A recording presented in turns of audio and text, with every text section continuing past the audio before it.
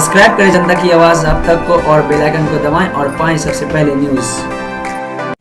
Hello दोस्त, मैं हूं आपका दोस्त शाहिल शफीक। आप देख रहे हैं जनता की आवाज़ आप तक। इस वक्त मैं मौजूद हूं रजवा पंचायत में और हमारे बीच में उमेश महतो जी है जो कि यहां पे रजवा पंचायत में मुखिया प्रत्याशी है। आज इनसे बात करना चाहेंगे, इनके मकान पे आज मौजूद हैं, इनसे बात करने चाहेंगे। सबसे पहले तो आपका उमेश जी हमारे चैनल जनता की आवाज़ आप तक पर बहुत बहुत स्वागत है। आपका भी धन्यवाद है कि हम लोग के बीच में आकर के हम लोग की बात को पहुंचाने का काम करते हैं, इसके लिए आपको भी हम धन्यवाद देते हैं। उमेश जी, आपके बारे में जहाँ तक हमें पता है कि आप पिछले बार जो है सरपंच के कैंडिडेट रहे हैं जी, तो ऐसा क्या हुआ सरपंच में जो आप फिर से आप मुखिया प्रत्याशी बन गए? देखिए, गांव में जो पंचायती राज का जो स्थिर व्यवस्था है पंचायत का, इस व्यवस्था में पिछले बार जो चुनाव लड़े थे वो भानु प्रताप शाह सरपंच थे और उनके अगेंस्ट में चुनाव लड़े थे। उससे पहले वो जो है 2700-2800 वोट लाए हुए थे। उसके बाद चुनाव जब लड़े तो हम 1238 वोट पर सिमट गए और वो 1400 कुछ वोट ला करके चुनाव हमसे जीत गए।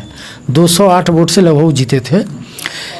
हुआ क्या, इस बीच में जो चुनावी जो आया तो भानु प्रताप शाह इस पंचायत का सीधा साधा व्यक्ति है और जो छोटा परिवार है उसमें जो उस व्यक्ति का लगाव ज़्यादा था, उस वोट को हम तोड़ नहीं पाए।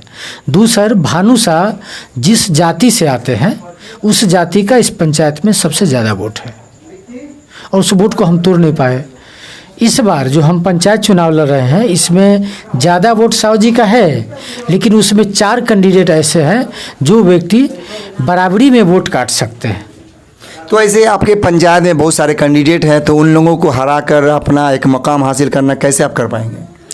देखिए, जितना भी कैंडिडेट हैं आप अगर उनसे मिले होंगे तो उनका चरित्र, काम करने का तौर तरीका और समाज में जो मान सम्मान प्रतिष्ठा है वो आप उससे वाकिफ़ होंगे और उन लोगों के जो उम्मीदवारी है उसमें गांव में आप पता लगा सकते हैं कि जो 8 कैंडिडेट है मुखिया का, 8 में मेरा 1 नंबर स्थान है और मैं हारने के बावजूद भी, ये चौथा चुनाव है, हारने के बावजूद भी समाज में हर काम को करते रहे, समय को समय सबको देखते रहे हैं। चाहे उस व्यक्ति का हॉस्पिटल जाने का समस्या हो या थाना पुलिस का मामला हो या कोई आदमी किसी को, अमीर आदमी गरीब को अगर दबा रहा है, उस पीरियड में हम समाज के साथ रहे हैं। खासकर इस पंचायत में जो है हरिजन और अत्यंत पिछड़ा और पिछड़ा, ये तीनों के बीच में इतना ज़्यादा काम किए, इतना उनके साथ घुल मिल गए, जो उन लोगों का कहना हुआ कि आप इस बार मुखिया का चुनाव लड़िए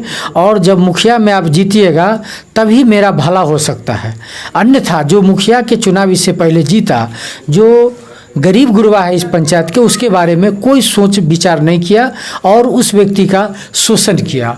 इतना चरम सीमा पर घूसखोरी बन गया इस पंचायत में कि पुराने लोग कहते थे कि कफन में जेब नहीं होता है, लेकिन जो इससे पहले जो चुनाव जीते, जो जनता का काम करने वाले, कफन में जेब बना दिए। मतलब जो आदमी मर जाता है तो उसके बाद जो सरकारी पैसा मिलता है उस तक कमीशन खोरी हो गया इस पंचायत में। हमारा उद्देश्य है इस पंचायत में, इस पंचायत को भ्रष्टाचार से मुक्त करेंगे और शिक्षा का विकास करने के लिए जो स्तर बना हुआ है वो काफ़ी डल चल रहा है। लोग, देहात के लोग के पास पैसे नहीं है, वो अपने बच्चे को सरकारी स्कूल में ही भेजते हैं और वहाँ का पढ़ाई लिखाई चौपट बना हुआ है और प्राइवेट स्कूल से जो बच्चे पढ़ पाते हैं उसके लिए अब तो वो बिजनेस हो गया है, ढेर सारा पैसा चाहिए।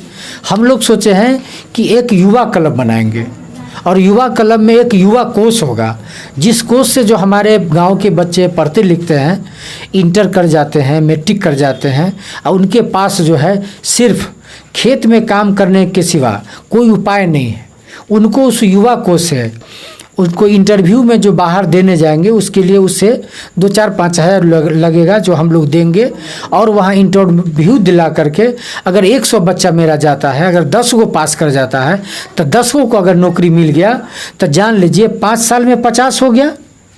अगर 20 साल से 40 साल के उस युवा क्लब में अगर मेंबर बनाते हैं तो वो 20 साल में जो है 50 चौके 200, इस गांव के 200 पढ़ा लिखा युवा सर्विस में जा सकता है, ये मेरा उद्देश्य है।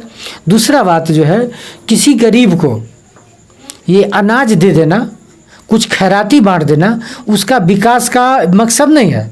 मकसद है कि जब तक 20 वर्ष से 40 वर्ष तक के जो हमारा नौजवान है गांव का, जब तक वो डेवलप नहीं करेगा तब तक जो है वो जो स्थिति है न अच्छे से अपने बच्चे को पढ़ा लिखा सकता है, न अपने माँ बाप को इलाज करा सकता है।